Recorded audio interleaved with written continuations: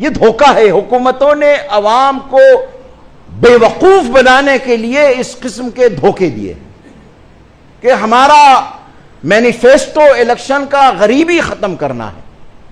حالانکہ غریبی ختم کرنا نہیں ہوتا ہے، غریب کو ختم کرنا ہوتا ہے.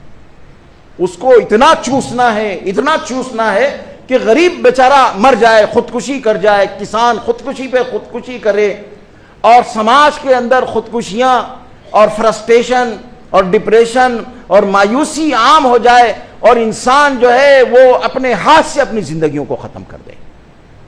موجودہ دور کی حکومتوں کا الیکشن کا مینیفیسٹو اصلاً یہ ہوتا ہے، لیکن اس کو کہا جاتا ہے کہ ملک سے ہم غریبی ختم کریں گے، ہر کسی کے اکاؤنٹ میں 15 لاکھ روپے ڈالیں گے.